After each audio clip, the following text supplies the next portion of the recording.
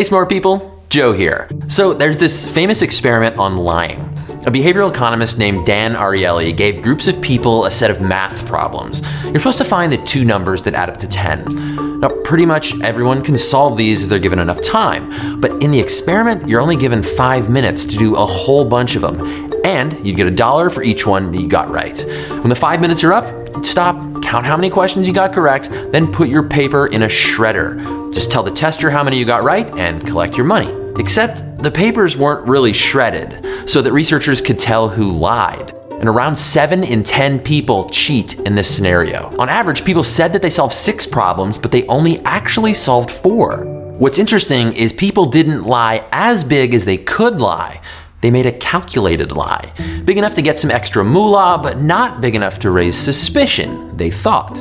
These were normal people, just like you and me. Just about everyone is willing to tell a little lie like this in return for a reward. If you think that we could separate people into those who lie and those who don't, or if you think that lying is abnormal and unacceptable, well, that's incorrect. Everyone lies. Like, you're on the internet, you know that people lie all the time. But take an honest look at yourself. Have you lied today?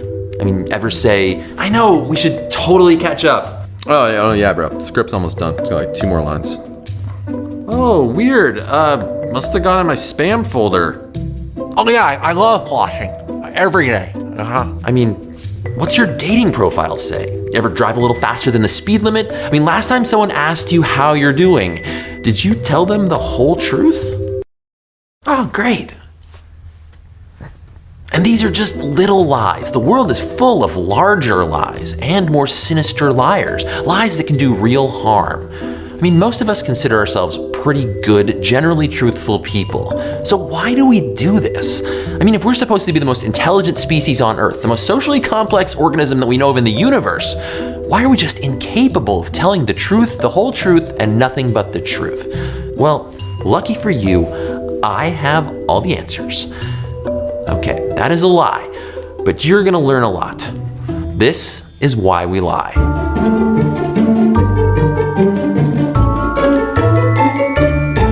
Lie, deception, cheat, falsehood, untruth, mislead, falsity, fiction, concoction, fabrication, hoax, forgery, exaggeration, malarkey, hogwash, baloney, misrepresentation, fake, bull. So what is a lie? Definitions are a good place to start. It's someone acting to create a false belief in their victim. Even if that victim is themselves. Yeah, you can lie to yourself, and we all do that, which is pretty wild, because that means one part of our brain is actually keeping information from another part of our brain on a regular basis. Yikes. There are a lot of different kinds of lies. We can say something that isn't true. We can also lie by avoiding the truth, or exaggerating the truth, the total other direction, or even casting doubt on truth itself. Lies can be actions that we take or actions that we don't take. These are all lies. Everyone does this. Everyone lies. And it's not our fault. At least sort of. If you've been watching this channel for a while, maybe you've heard this quote before. Nothing in biology makes sense except in the light of evolution. And that's absolutely true. Everything that we are, everything that we do, we evolved to be this way. And in general, traits, even psychological traits like lying, they stick around for a reason. And that's kind of a dark thought to consider, that lying is actually useful. So useful that not only did nature keep it around, it made us really good at it.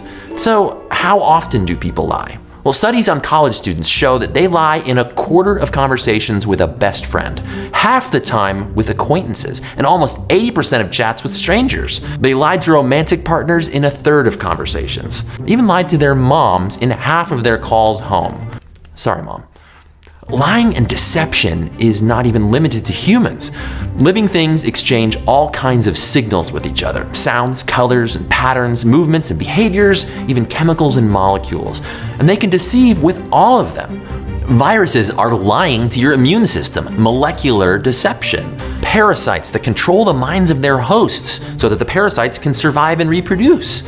Flowers that look like female bees to trick males into pollinating them. Camouflage? That's just lying with your body. Or the beetle that covers itself in the chemical odor of a baby ant larva so that the ants will carry it off to the nursery where it eats their real babies while the ants take care of the murdering fake baby. All lies. And these are just a handful. Lying is everywhere in nature, but no other animal is capable of such a broad range of lies and deceptions as we are, because we can verbalize. Verbal lies. Whoa. Anyway, we can speak our deception. The average human adult can speak something like 10,000 words, and many of us can speak far more loquaciously than that. That was a bit of a humble brag, which might be another form of lying. These words can be combined in countless ways to exaggerate facts, omit them, or even invent new ones. But no one knows when our species first developed the capacity to lie. But scientists think that our lying skills exploded when we developed spoken language. And thanks to language, unlike most other lying animals, we direct most of our lies at our own species, at each other. So how do we rationalize this? How do we make excuses for all this lying? Think about this for a second. What do we want out of the everyday interactions that we have with other people?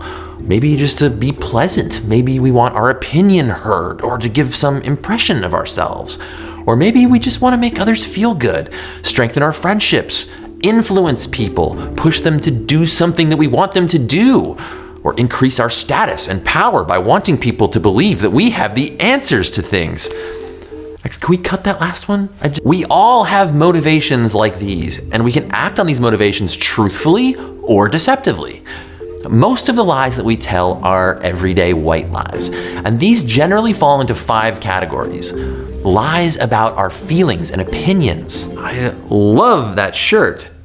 It's your color. Our plans or our whereabouts. Oh, I already donated at work. A lot. Our knowledge, achievements, or even our failings. I'm a constitutional law expert on Twitter. Explaining our actions or behaviors. Sorry, I am late, car trouble, the rotator splint or something. Or personal facts or possessions. I don't have any change at all. I don't even like money. Bitcoin only. Now these are not earth-shattering things, but they are super common. How do we rationalize lying about stuff like this so frequently?